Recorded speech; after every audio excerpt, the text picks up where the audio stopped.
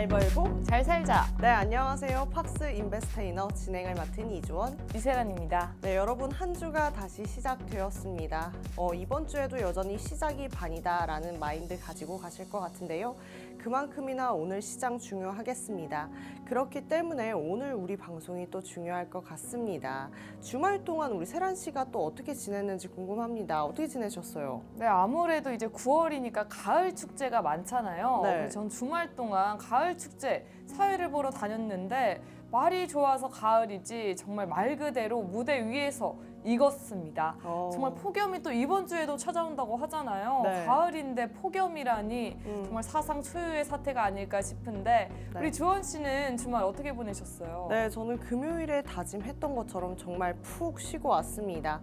그럼에도 불구하고 이 저녁에 나가서는 좀 산책을 하는 시간을 많이 가졌는데 저는 저녁에 나갔더니 또 시원하더라고요. 그래서 좀 저는 잘 쉬고 지내왔던 주말인 것 같다라는 생각을 하는데요. 잘 쉰 만큼 오늘 우리 방송에서도 시장을 위해서 핫 이슈부터 경제 지시까지 그리고 국내 시장 어땠는지 미국 시장 어땠는지 알아봐야겠습니다. 네, 맞습니다. 그럼 오늘 굿모닝 팍스 인베스테이너 오늘도 활기차게 열어봐야 될 텐데요. 오늘의 시작도 역시나 고유 주원입니다. 네. 국내장 어땠나요? 네, 전장에서 우리 시장 연내 주간 하락률을 최대로 기록했습니다. 코스피 코스닥 각각 1.21%, 2.5% 하락했습니다. 양시장 주간으로 4.9%, 8.0% 내렸는데 이는 2022년 이후의 최대 하락률이었습니다.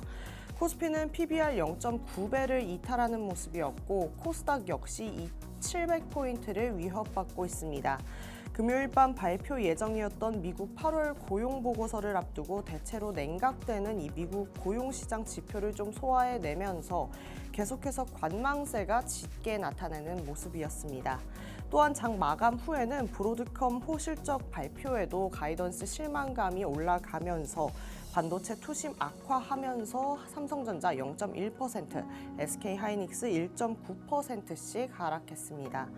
최근 가파르게 상승해온 2차 전지의 삼성 SDI, 포스코 퓨처엠 모두 조정 나타나면서 지수 기여도 하위 7개 중 6개를 차지하는 모습이었습니다. 하락 업종 가운데 전기, 가스업, 철강, 금속, 섬유, 의복의 낙폭이 굉장히 컸습니다. 양시장 52주 신저가 경신하는 모습이었습니다. 코스피는 의약품, 통신업, 리츠를 제외하고 대다수 업종이 약세였습니다.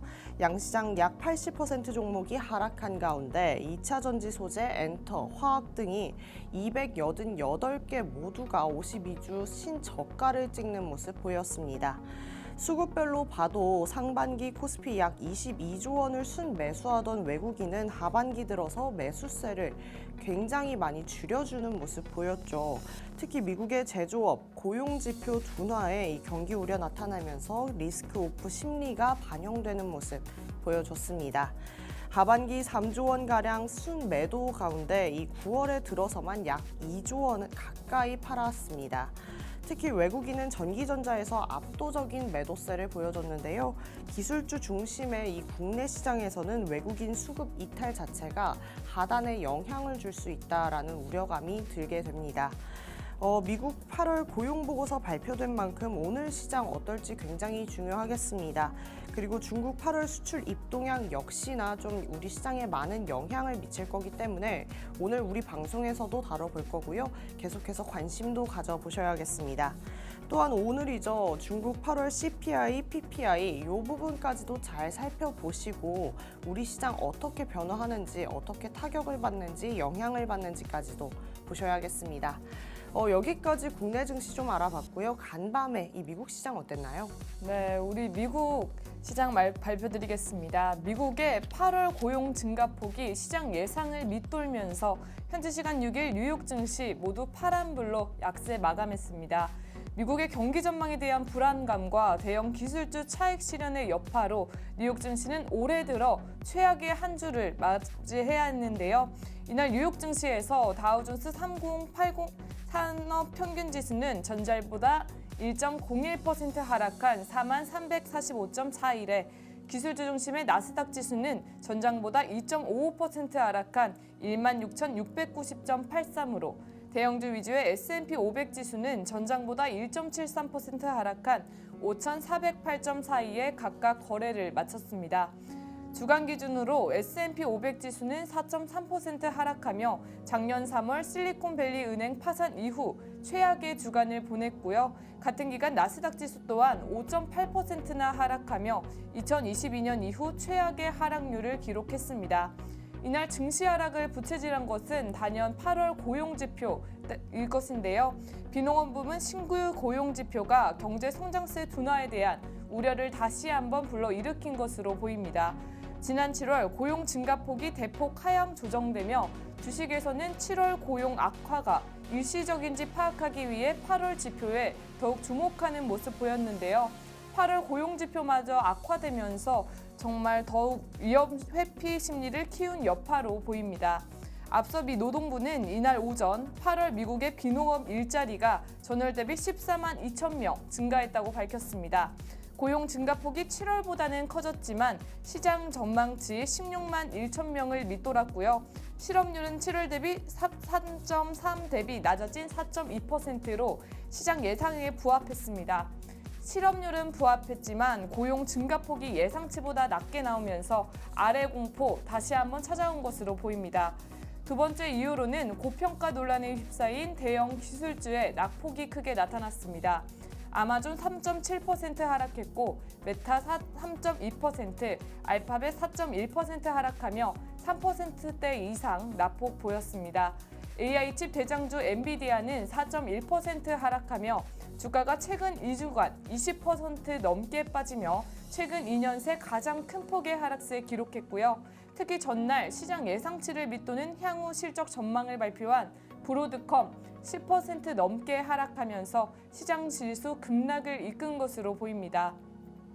제가 지난 핫이슈에서 고용지표가 너무 악화되면 침체 가능성이 커지고 하지만 고용지표가 너무 좋게 나온다면 금리 인하 가능성이 낮아지면서 양쪽 가능성 모두 주의할 필요가 있다라고 말씀드렸는데요. 이날 고용보고서 악화로 경기 우려가 촉발한 불안감이 시장 약세를 이끈 동력이 된 것으로 보이지만 오히려 연준이 시장 예상보다 더 공격적으로 움직일 수 있다라는 기대감 또한 함께 나온 것으로 보입니다. 경제의 나쁜 소식이 시장의 나쁜 소식인지 경제의 나쁜 소식이 금리 인하가 더 좋아져서 시장의 좋은 소식인지 시장은 다소 불안해하는 헷갈려하는 모습 계속해서 보여주고 있는데요. 이러한 불안감은 주식시장에만 미치지 않았습니다. 우리 전날 같은 시간 대비 우리 미국 10년 만기 미국 국채 수익률은 이날 뉴욕 증시 마감 무렵 3.72%로 전날 같은 시간 대비 0.01%포인트 하락했고요. 우리 가장 통화 정책에 민감한 2년 만기 미 국채 수익률은 이날 뉴욕 증시 마감 무렵 3.67%로 전날 같은 시간 대비 0.08% 하락했습니다. 또한 미국의 경기 우려 확대로 국제 유가 또한 크게 하락했습니다. 이날 뉴욕 상업거래소에서 10월 인도분 서부 텍사스산 원유 선물 종가는 배럴당 67.67달러로 전날보다 2.14% 하락했고요. 11월 인도분 브렌트유 선물 종가는 배럴당 71.06달러로 전당 대비 2.24% 떨어졌습니다. 8월의 고용지표는 고용시장이 분명히 약화되고 있다라는 점을 분명하게 나타낸 만큼 연준의 개입은 불가피할 것으로 보입니다.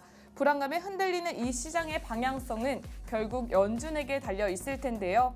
미국의 고용 둔화세는 이어졌지만 급격한 침체를 우려할 상황이 아니기에 연준이 B컷에 단행할 가능성은 낮다라는 평가와 고용시장이 한번 악화하면 실업률이 치솟는 과거 사례를 대비해서 연준이 선제적으로 공격적인 대비를 해줘야 된다라는 월가의 압박이 공조하고 있습니다. 이렇게 금리 인하의 폭을 결정하는 FOMC 회의가 차주로 다가왔는데요. 저희는 추석 공휴일로 휴장을 맞고 있죠. 이런 빅 이벤트를 앞두고 휴장을 앞둔 만큼 우리는 어떤 대비를 해야 하는지 잠시 후 핫이슈에서 자세히 소개해드리겠습니다.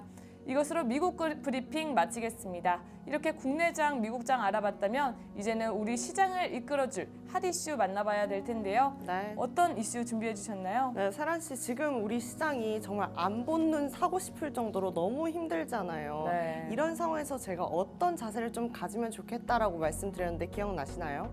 어떤 자세가 안 보는 약간 네. 관망하고 지켜봐야 될까요? 아, 네, 맞습니다. 그것도 맞는데요. 흙 속에 진주 찾듯이 우리 잘 나가지고 있는 종목들 같이 찾아보자라고 말씀드렸습니다. 이렇게 어려운 시장에서도 속속들이 좋은 종목들 나오고 있습니다. 오늘 이 이야기 전달해드리면서 우리 시청자 여러분들께 희망도 전달해드리고 싶습니다. 이 중소형 증권과 최초로 기업 가치 재고를 위한 밸류업 계획을 발표한 DB금융투자가 이 6일장 초반 6%대 급등세를 보여줬습니다. 전날 DB금융투자는 ROE 10% 이상 달성, 주주 환원율 40% 이상 유지, 업종 평균 PBR 상회 등을 좀 목표로 보여주면서 총 주주 수익률 좀 제고하는 내용의 밸류업 계획을 발표했습니다. 특히 40%의 주주 환원율은 DB금융투자의 최근 5년 평균 주주 환원율을 크게 초과할 뿐만 아니라 앞서 밸류업 계획에서 발표한 다른 증권사보다도 높은 전향적인 수준입니다. 또 현재 PBR이 과도하게 저평가되어 있다라고 판단을 했고요. 이를 증권업종의 평균 PBR로 그 이상으로 좀 회복할 수 있게 하는 것을 목표로 하고 있습니다. 향후 증권업 전반에 대한 재평가가 이루어진다면 PBR 회복의 가능성도 가능할 거로 보입니다. 세란 씨, 얼마 전에 제가 세란 씨가 소개했었죠. 이 리쥬란에 대해서 소개했던 거 기억나시나요? 네. 지금 전날 마감 이후에 파마 리서치는 유럽계 사모펀드 운용사 CVC 캐피털이 설립한 특수 목적법인 플리시 컴퍼니 리미티드를 상대로 제3자 배당 유상 증자를 결정했다라고 공시했습니다. 이 과정에서 확보한 투자금은 전략적인 해외 인수합병에 먼저적으로 쓰일 거고요. 그 후에는 주요 시장에 현지 법인을 설립하고 맞춤형 서비스를 제공할 계획이라고 밝혔습니다. 궁극적으로는 글로벌 시장 점유율을 확대하고 다양한 소비자의 요구에 대응할 수 있는 기반을 마련하겠다라는 목표가 될 수 있을 것 같습니다. 이에 증권가에서는 잇따라 주가를 좀 올리는 모습이었습니다. 이 외에도 좀 전장에서 우리 잘 가준 종목들 꽤나 있거든요. 이렇게 핫 이슈 체크하면서도 좋은 모습들 많이 체크하면 우리 시장 대응할 때 좀 희망적일 수 있지 않을까 싶습니다. 여기까지 저의 핫 이슈 알아봤다면 우리 세란 씨가 준비한 핫 이슈 말씀해 주세요. 네, 오늘 세란버핏의 핫 이슈는 추석을 앞둔 주식 시장입니다. 수확을 앞두고 풍년을 기원하는 날로 보름달을 맞이하는 한민족의 최대 명절, 바로 추석인데요. 가을의 한가운데 달인 8월, 그 8월의 한가운데 날인 15일 해서 음력 8월 15일이 추석입니다. 추석이 더욱 좋은 점은 우리 당일뿐만 아니라 전날 그리고 다음 날까지 3일간의 연휴를 맞는다는 것일 텐데요. 이번 추석은 9월 16, 17, 18로 토요일부터 수요일까지 총 5일간의 연휴를 맞게 됩니다. 우리 주원 씨 이번 네. 추석에 계획 있으신가요? 계획 너무 많죠. 그냥 쉬는 것도 좋은데 5일이나 쉰다. 원래 5일을 일했잖아요. 5일을 그쵸. 쉰다. 쉬고 먹고 놀고 가족들하고 좋은 시간 보내고 너무 계획 짤 것도 없이 많을 것 같습니다. 네, 이렇게 예전에는 정말 추석 공휴일 하면 좋기만 했을 텐데 네. 이번 주식 투자자라면 이번 추석 마냥 즐겁지만은 않을 것 같습니다. 앞서 미국장 브리핑 때 살펴봤듯이 미증시가 미국 경기 침체 우려와 기술주 급락에 하락했기 때문이죠. 이렇게 시장이 불안정한 상황에서 주목하고 있는 빅 이벤트까지 앞두고 있는데 긴 휴장은 아무래도 불안감을 높일 수밖에 없을 텐데요. 이렇게 빅 이벤트로 불안감이 커지는 상황에서 휴장까지 겹친다면 다들 어떤 태도를 보일까요? 아마 긴 휴장을 앞둔 만큼 투자자들은 관망세를 보일 것으로 보입니다. 추석을 앞둔 이번 주 국내 증시를 이끌 상승 요인과 하락 요인 모두 준비했습니다.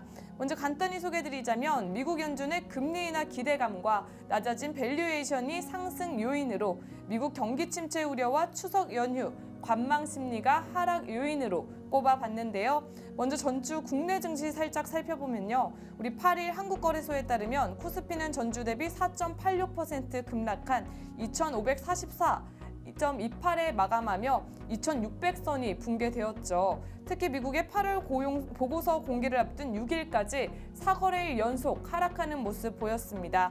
이런 국내 증시의 약세 요인으로는 최근 발표된 미국 경제 지표들이 키운 불안감으로 꼽히고 있는데요.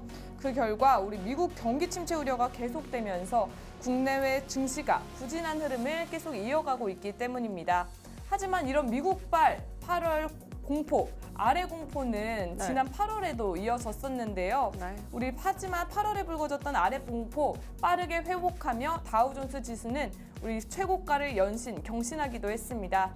하지만 이러한 회복세 9월에도 이어질 수 있을까요?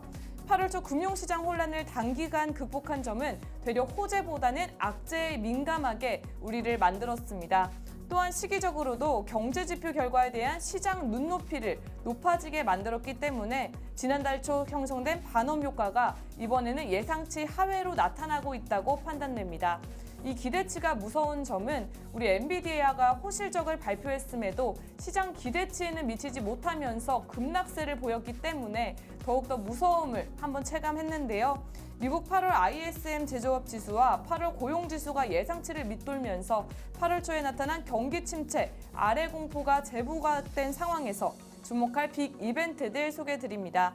오는 17일 미국에서는 산업 생산과 소매 판매 등의 경제 지표 발표되고요. 19일에는 미국 FOMC의 금리 결정 발표가 진행됩니다. 20일에는 일본은행 금융정책회의가 개최됩니다. 또한 오는 10일 우리 미국 대선 후보들의 TV 토론에도 관심이 집중되고 있는데요. 도널드 트럼프 전 대통령과 카멀라 해리스 전 부통령이 박빙 양상을 보이고 있는 가운데 첫 공개 토론회이기 때문입니다. 치열한 경선 경쟁 없이 대선 후보에 오른 해리스가 트럼프를 상대로 역량을 펼칠 수 있을지 주목받고 있습니다. 이번 공개 토론회의 승패가 주식시장에 미칠 영향 함께 살펴봐야겠죠.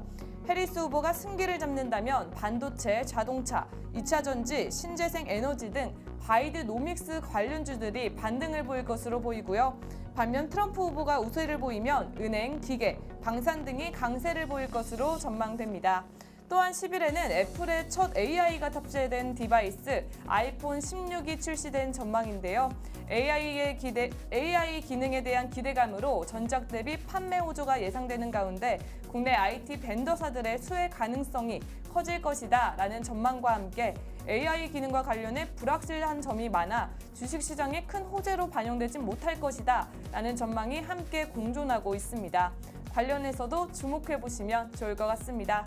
오늘 세란버핏의 핫이슈에는 8월에 이어 불거진 9월의 아래 공포와 다양한 빅 이벤트를 앞두고 추석 휴장을 앞둔 이번 주 우리는 어떤 태도를 보여야 할지 함께 살펴봤는데요. 더 자세한 내용은 2부 세란버핏의 돋보기 퀴즈에서 전달드리겠습니다. 이제 생활 속에서 적용할 수 있는 우리 생활 속의 이야기 한번 살펴봐야 될 텐데요.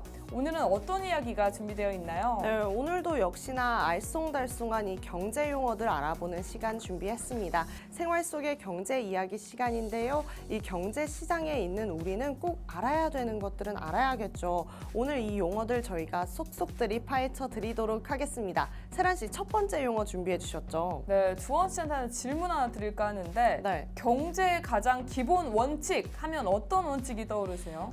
수요와 공급으로 인해서 뭐 가격이 정해진다 이런 것들 아닐까요? 맞습니다. 그럼 그 수요와 공급에 따라 가격이 계속해서 변동된다면 어떨까요? 오늘 첫 번째 용어는 AI, 빅데이터 분석, 기계학습 등의 IT 기술이 발달되면서 등장한 정교하면서도 즉각적인 가격 책정 방법, 다이내믹 프라이싱입니다. 기존에는 수요가 큰 변동성이 있을 경우에만 기업이 시장 조사를 거쳐 제품 가격을 조정했는데요. 다이내믹 프라이싱은 동일한 제품과 서비스에 대한 가격을 시장 상황에 따라 유동적으로 계속해서 바꿔나가는 판매 전략을 의미합니다. 정보통신기술이 발전하면서 실시간으로 파악되는 수요 공급의 데이터가 제공됨에 따라 가능하게 된 것인데요. 대표적인 예로 항공사의 경우 비행기의 좌석 유형, 잔여 좌석 수, 항공 출발 시간 등에 따라 항공권의 가격을 다르게 책정하는 경우가 많다고 합니다. 이런 다이내믹 프라이싱을 가장 효과적으로 활용하는 것으로 알려진 기업이 있는데요. 전 세계 최대 전자상거래 기업으로 알려진 곳입니다. 네. 어딘지 아시겠나요? 마음 같아선 쿠팡입니다 하고 싶은데요. 아마존이겠죠. 네, 맞습니다. 우리 아마존은 동일 제품에 대한 수요량, 재고 현황, 그리고 경쟁사 가격, 고객 성향 등과 같은 다양한 요소를 경합해서 정교한 알고리즘을 사용한다고 합니다. 이러한 알고리즘을 통해 매일 수백만 개의 제품 가격을 수시로 업데이트해서 소비자에게 가장 경쟁력 있는 가격으로 다가간다고 하는데요. 여기서 나오는 수시는 몇 분을 얘기할까요? 몇 분? 그러면 보통 저 같은 경우에는 소비자 입장이니까 1분 단위로 끊어줬으면 좋겠는데 뭐 그거는 인력 소모가 너무 클 것 같으니 한 60분 아닐까요? 네, 저는 너무 자주 변동되면 네. 분명 이거 좀 더 기다리면 싸지는 거 아닌가? 이런 것 때문에 너무 자주 변동되면 혼란이 있을 것 같아서 저도 60분 생각했는데요. 다이내믹 프라이싱이 적용된 제품은 가격이 평균 10분마다 한 번씩 바뀌는 것으로 알려졌다고 합니다. 가장 잘 팔리는 제품의 경우 가격을 공격적으로 낮춰서 가격 경쟁력을 유지하고요. 대신 가격 변동이 적은 상품 가격을 인상하여 마진을 확보하는 방식으로 전체적인 수익을 유지한다고 합니다. 주원 씨 혹시 우버라는 기업 아시죠? 네, 외국 가면 택시 잡는 어플 아닌가요? 맞습니다. 승차 공유 서비스 기업인 우버도 승차 요금에 다이내믹 프라이싱을 적용한다는 사실 알고 계셨나요? 기본적으로 승차 요금은 이동 거리에 따라 책정되지만 실시간 데이터를 기반으로 사람이 많이 모이는 곳이나 교통 체증이 발생하는 경우에는 요금을 높게 책정하는 경우가 많다고 합니다.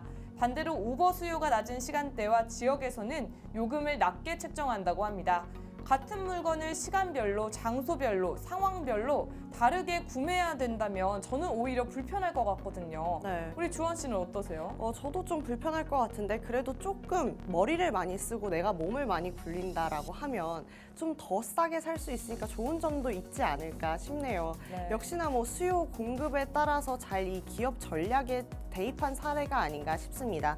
이 아마존이 제시한 경영 전략을 또 제가 가지고 왔습니다. 바로 플라이 휠 휴가인데요. 우리 세란 씨 이름만 듣고 좀 예상을 해볼 수 있을 거예요? 플라이 휠, 날아다니는 바퀴가 아무래도 땅에 오르면 약간 마찰력 때문에 네. 그럼 좀 느려지고 막 압박도 받을 텐데 네. 하늘에서 날아다닌다면 마찰력이 없어서 좀 더 잘 굴러가는 네. 그런 효과일까요? 네, 정확하게 말씀해 주셨습니다. 바로 떠있는 바퀴다라는 이야기인데요.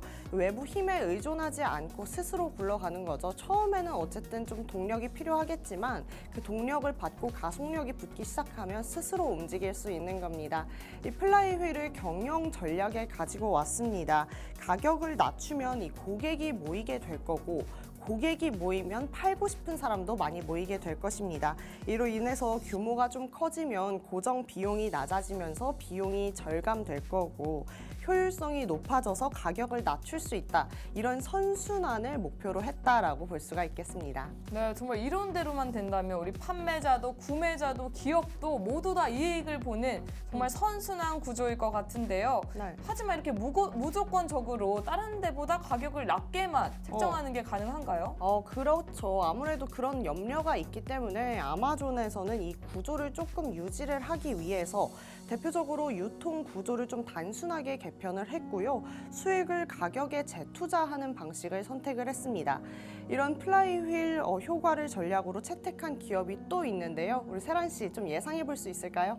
아마 우리 전 세계 최대 상거래가 아마존이니까 네. 이쯤에서 우리 쿠팡 한번 나와야 되는 거 아닐까요? 맞습니다. 우리 단골인 만큼 쿠팡 나와줘야겠습니다.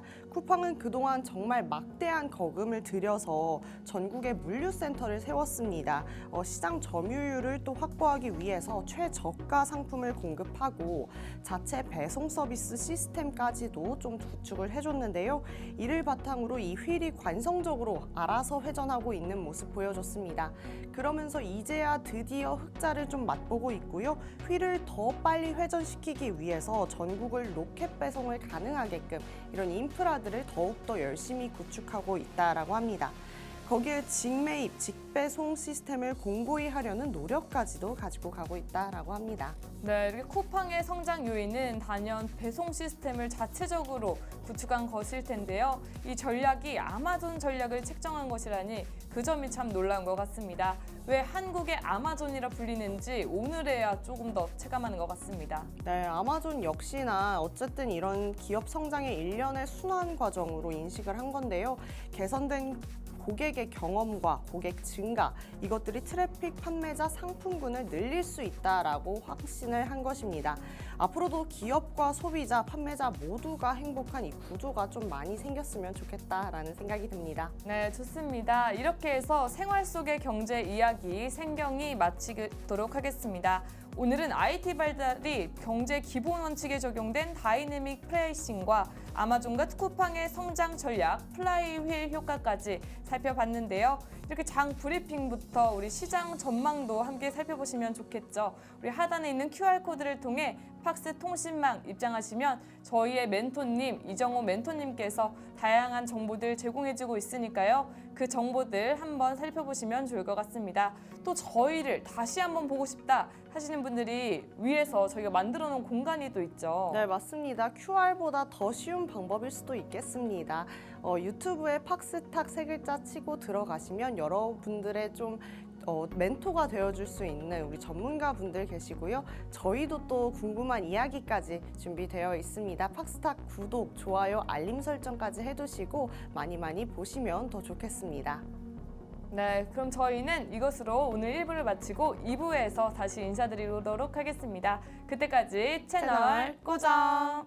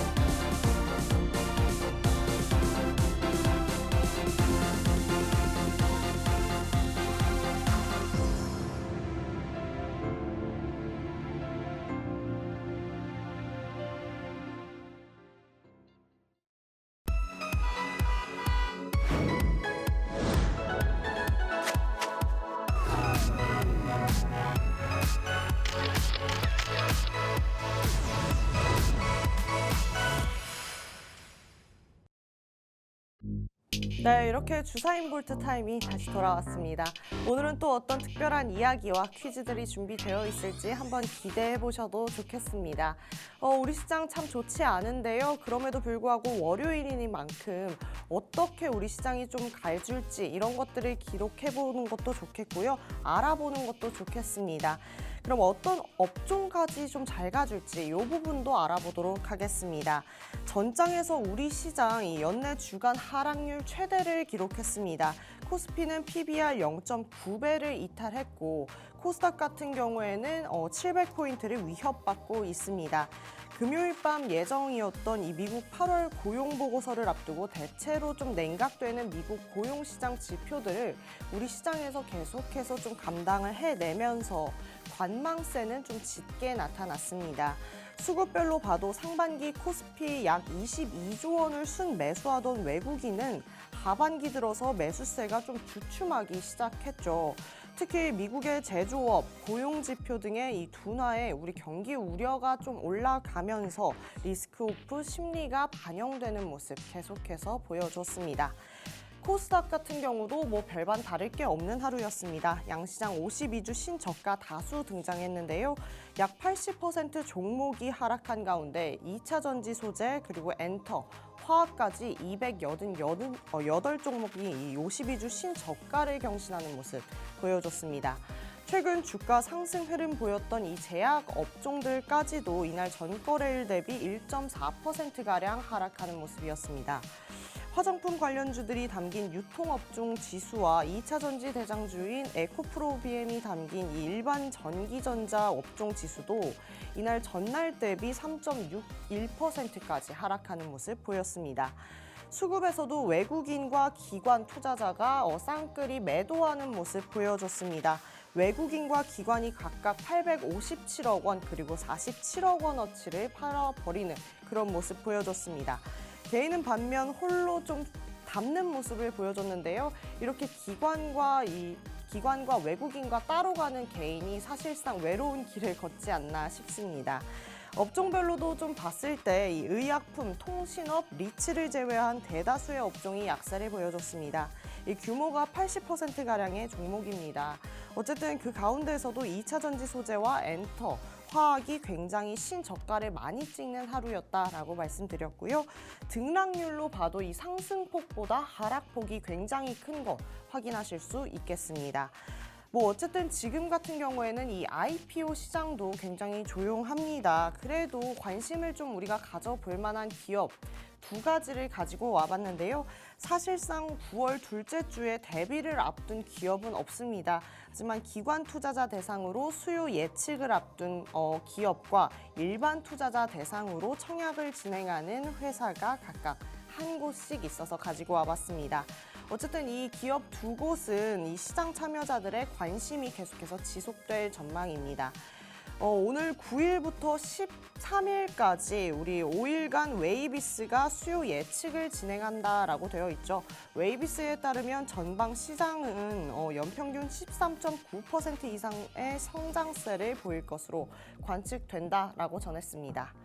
또 지금 국내 대장주 두 개가 좀 지금 저점이라고 판단되어지는 시점입니다. 이때를 또 기회로 노리는 분들이 계시죠. 최근 삼성전자가 6만전자라고 불려지면서 한종희 부회장은 만주를 장내 매수했습니다. 더불어서 지금 삼성전자 주가가 10개월 만에 가장 낮은 폭으로 하락했습니다. 이 때문에 이 레벨을 감안할 때 저가 매수세 기회로 좀 보고 지금 그 기회들을 노리면서 이에 다른 삼성전자 임원들은 올해 잇따라 자사주를 매입하고 있다라고 전달했습니다. 그러나 좀 수급별로 봤을 때 어쨌든 유가증권에 따르면 외국인들이 첫 번째로 팔아버리고 있는 게 삼성전자고 개인이 첫 번째로 사고 있는 게 삼성전자이니만큼 이 주가가 지금 이렇게 등락을 반복하는 거는 이유가 있어 보입니다. 어쨌든 뭐 저번 주 증시 하락이 제조업 PMI 지표 예상치를 하회하면서 경기 침체 우려를 자극했다라고 볼 수가 있을 것 같은데요. 뭐 지난 달이 다시금 좀 보여지는 데자뷰 같은 느낌이 들긴 하는데 이번에는 고용 세부 지표가 전월 대비 반등한 모습이고요. 오히려 신규 주문 지수가 급락하는 모습입니다. 이에 경기 침체 우려가 자극된 모습입니다. 이 시장의 약해진 투자 심리로 인해서 호재보다는 악재에 민감하게 반응을 하고 있죠. 우리 시장을 보기만 해도 호재에도 작은 호재에도 반응하고 있기는 한데요. 보다 더 작은 악재에 반응하고 있습니다. 근거가 확실하지 않은 악재임에도 불구하고 많은 뉴스에 현혹돼서 이 등락을 반복하고 있는 종목들 계속해서 늘어나고 있는 모습 볼 수밖에 없게 되겠습니다. 여기에 11일 발표될 CPI도 또 둔화가 예상이 됩니다. 통화정책 결정에 대한 무게추 자체가 물가에서 고용으로 옮겨지고 있는 모습을 보여주고 있는데 한국 증시는 또 추석 연휴가 예정되어 있죠. 그걸 앞두고 또 한 번 확인하는 과정을 밟아갈 예정입니다. 연휴 직후에는 또 FOMC가 예정된 만큼 물가 안정 지속 통화 정책에 대한 기대 그리고 신뢰도 강화로 좀 이어질지 그게 좀 관건으로 이어질 것 같고요. 어쩌면 경기 침체 우려 완화와 이 물가 안정, 거기에 통화정책 기대라는 이 두 마리 토끼까지 잡아갈 수 있는 그런 시간이 되지 않을까 한번 기대해 보도록 하겠습니다. 한국 시간이죠. 11일 낮 트럼프와 해리스 후보 간의 첫 대선 토론이 예정되어 있습니다. 각 후보자 역시나 이 구체적인 정책 운영 방안을 소개할 날이 되겠죠. 토론 분위기에 따라서 미국 대선 향방이 결정될 가능성이 굉장히 높습니다. 지난번 대선 후보 토론에서 바이든 대통령의 참패가 이 후보직 사퇴의 시발점이 되었고 민주당 해리스 부통령의 상승세가 뚜렷해지는 계기가 되었습니다. 이번 대선 토론을 통해서 해리스 후보가 좀 강세를 보여준다라고 하면 이 친구 뭐죠?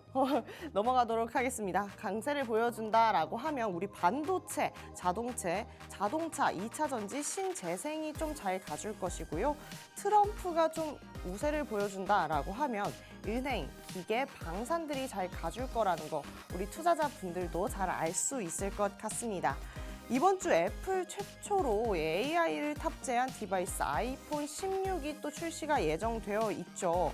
전작 대비 판매 호조가 예상되는 가운데 국내 IT 벤더사들의 수혜가 기대되는 부분이 있을 수 있겠습니다.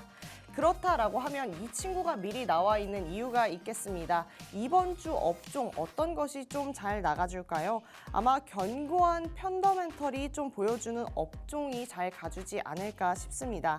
지금 반도체 안 좋다 계속해서 하는데 저 같은 경우에는 왜 안 좋은지에 대한 이유는 잘 모르겠습니다.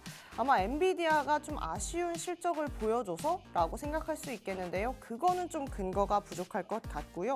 한국의 반도체 기업들이 실적이 좋은 만큼 이 반도체가 이번 주에 좀 펀더멘털을 좀 부각해주면서 매크로 변수를 제외하고 계속해서 견고한 모습을 보여주지 않을까. 그렇다면 이 반도체가 이번 주에 반등을 할 수 있지 않을까 기대해 볼 수 있겠습니다. 그렇다면 우리가 좀 관심이 많은 수출주 같은 경우 어떨까요? 저는 개인적으로 마냥 긍정적으로 보지는 않습니다. 왜냐하면 무역 수지가 15개월 연속 흑자를 보여주고는 있고 한국 경제를 이끌고 있는 한국 8월 수출 증가율이 2자릿대를 좀 기록하고 있기는 한데요. 이런 흐름이 계속될 것 같지 않다라는 게 저의 의견입니다. 이 G2향 수출 수요가 제한될 가능성이 굉장히 크기 때문입니다. 그동안 이 미국과 중국이 무역 분쟁으로 인한 밸류체인 변화를 계속했고 그러면서 대미 수출이 급증했죠. 거기에 중국 경제는 좀 부진하면서 한국 수출 중에서도 미국이 차지하는 비율이 굉장히 상승했지만 대중 수출의 그 상승률은 굉장히 하락했습니다. 하지만 여전히 한국 수출 중에서 이 G2가 차지하는 비중은 너무나 높다라고 말씀드릴 수 있겠습니다. 이 두 국가 경기 향방과 이 구조 변화가 한국 수출에 미치는 영향이 앞으로도 굉장히 클 거라고 생각합니다. 그래도 물론 국내 수출보다는 수입 증가 속도가 느리기 때문에 무역 수지 흑자 기조는 유지될 것으로 좀 보이는데요. 대미 수출의 약 50%를 차지하는 최종재 수출이 하단을 좀 일부 지지해 줄 것으로 예상이 되고요. 그러기 때문에 과도하게 우려할 필요는 없다라고 말씀드리고는 싶습니다. 하지만 반도체 외에 국내에서 수출할 수 있는 호조가 될 만한 품목들은 분명히 제한적입니다. 거기에 글로벌 제조업이 경기가 악화되면서 이 향후 한국 수출 모멘텀이 약화될 것도 예상해봐야겠습니다. 어쨌든 지금 미국 증시는 지금 지난 목요일 발표된 이 ISM 서비스업 지수가 예상치를 상회하면서 우려가 되기는 했는데요. 고용보고서 대기 심리 짙어지면서 혼조세 마감을 했었습니다. 이렇게 미국 시장 또한 경기 지표에 굉장히 요동하는 모습 보여주고 있고 앞으로도 보여질 것으로 보여집니다. 이렇게 미국 시장 또한 경기 지표에 크게 요동하고 있는 상황에서 대선 후보에서 도널드 트럼프가 다시 재집권한다라고 하면 일론 머스크 테슬라 CEO 위원장으로 활동하고 있는 정부 효율성 위원회를 가동할 계획이라고 전달했습니다. 거기에 미국 내 제품을 생산하는 기업들의 법인세를 현 21%에서 15%로 내리겠다라고 보도를 했습니다. 이와 관련해서 대응을 좀 전략해보자면 지금 미국에서 경기 소비자의 상승률이 굉장히 큰 만큼 우리도 고용보고서와 ISM 서비스업 지수를 좀 대기하면서 관망세를 좀 지속하는 자세 또한 중요할 것으로 보여집니다. 오늘 여기까지 우리 시장 어떻게 좀 대응해봐야 될지 알아봤고요. 바로 이어서 우리 세란 씨가 재밌고 또 중요한 이야기 해드릴 거니까요. 그때까지 채널 고정하셔도 좋겠습니다.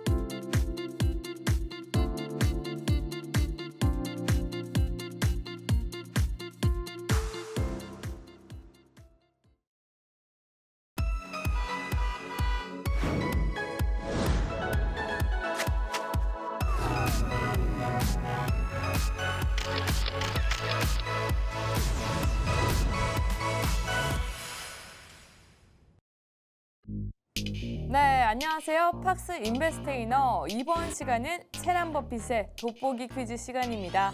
정말 따끈따끈한 핫이슈를 정말 재미있고 쉽게 딱 정리해서 알려드리는 세란 버핏의 돋보기 퀴즈. 정말 8월은 정말 급락과 빠른 회복으로 정말 변동성이 컸다면 9월은 8월에 이어 또다시 아래 공포가 찾아와서 더욱 슬픈 한 달인데요. 하지만 우리 기술주 급락으로 기술주 주주분들은 더욱 마음이 쓰리지 않을까 싶습니다. 오늘 세란의 돋보기 퀴즈에서는 이 반도체주 등 가장 악재에 빠진 기업, 계속되는 악재로 정말 다우존스 지수에도 빠질 것이다 라는 가능성까지 제기된 기업, 바로 인텔에 대해 자세히 살펴볼까 합니다. 네, 여러분 인텔하면 어떤 기업으로 떠오르시나요? 아마 세계에서 두 번째로 마이크로 프로세서를 만든 기업이다 라고 생각을 많이 하실 텐데요. 사실 초기에는 주로 메모리 반도체를 만들던 기업이었습니다. 1960년만 해도 정말 거대한 컴퓨터였죠. 우리 메인프레임이라는 미국 기업들은 메인프레임을 사용하고 있었습니다. 하지만 메인프레임의 메모리 장치는 너무 낙후한 상태였기 때문에 수많은 기업이 데이터와 프로그램을 쉽게 저장할 수 있고 빠르게 검색할 수 있는 기능을 가진 새로운 컴퓨터를 바라고 있었다고 합니다.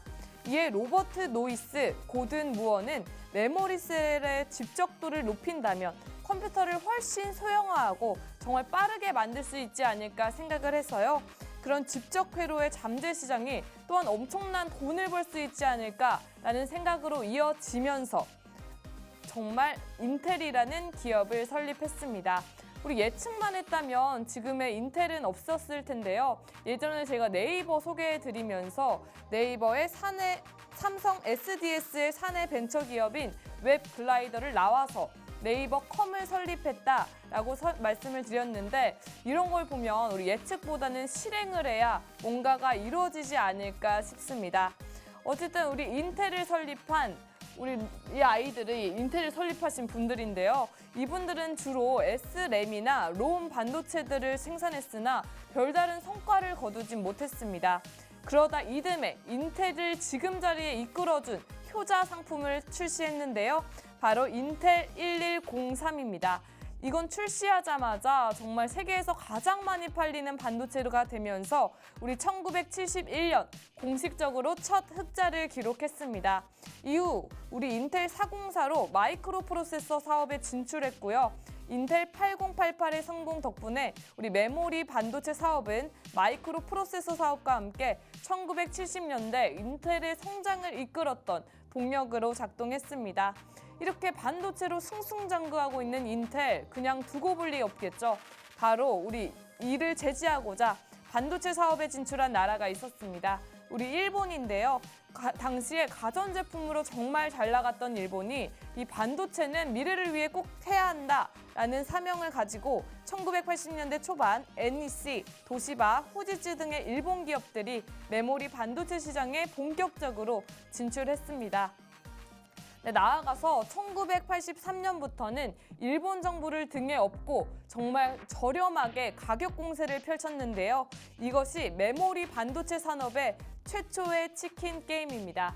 치킨 게임 예전에도 소개해드렸죠. 여기서 나오는 치킨은 우리 먹는 치킨이 아니고 겁쟁이를 뜻하는 게임인데요. 이 두 참여자가 서로의 신경전에서 누가 먼저 굴복하느냐를 다루는 게임입니다. 상대방이 먼저 굴복하면 이기는 것이고 둘 다 굴복하지 않으면 둘 다 정말 큰 피해를 입는 그런 게임인데요. 두 참가자는 서로가 굴복하길 바라면서 기다리고 있는 게임입니다. 이 치킨 게임의 유래는 1950년대 미국 청소년들 사이에서 유행한 자동차 게임이었는데요. 두 자동차가 서로를 향해 달려오다가 먼저 피한 사람을 치킨, 즉 겁쟁이라고 놀리는 게임에서 유래됐다고 합니다. 정말 말로만 들어도 이렇게 위험한데요. 실제로 정말 큰 사고와 위험이 도래했던 게임이었다고 합니다. 이 치킨 게임이란 용어는 이후에 경제학과 경영학에서도 함께 활용했는데요. 두 경쟁자가 서로 양보하지 않고 끝까지 버티는 상황을 의미하며 경쟁의 위험성과 그로 인한 결과의 위험성까지 경고하는 의미로 사용되고 있다고 합니다. 다시 우리 인텔의 이야기로 돌아가자면 일본이 일본 정부를 등에 업고 가격 공세를 펼친 치킨 게임을 시작하자 1984년 3개월 동안 메모리 가격이 40%나 폭락하면서 인텔은 원가조차 회수하지 못하게 됐습니다. 이듬해인 1985년이 되자 상황은 더욱 악화되었고요. 영업 실적에서 1억 달러 손해를 입으며 인텔은 회사의 존립잔치를 걱정해야 되는 상황이 되었습니다. 당시 사장이었던 우리 앤드류 그로브는 CEO였던 고든 무어를 찾아가서 이 문제를 어떻게 해결해야 될까 고민했었는데요. 고든 무어와 앤드류 그로브는 자신이 직접 개발한 메모리 칩에 대해 엄청난 애정이 있었던 만큼 쉽사리 결정을 내지 못했습니다. 하지만 인텔은 실적 악화로 인해 1985년 메모리 반도체 사업에서 철수했고요. 인텔은 직원을 24,000명에서 18,000명으로 줄이고 1986년 메모리 사업을 철수했습니다. 인텔 정말 애정을 담았던 이 메모리 사업 순순히 그냥 질 수만은 없겠죠. 정리까지 했지만요. 순순히 정리하는 것으로 끝나지 않았습니다. 당시 인텔의 로버트 노이스는 미국 반도체 산업협회 회장이기도 했는데요. 레이건 행정부 시절의 무역 대표부에 일본 기업들을 반덤핑 혐의로 제소를 했고 1986년 미일 반도체 협정까지 이끌어냈다고 합니다. 이 미일 반도체 협정 때문에 일본은 반도체 사업에 큰 타격을 입었고요. 다만 한국은 그 틈새를 파고들어서 한국 반도체 산업의 시초가 되었다고 합니다.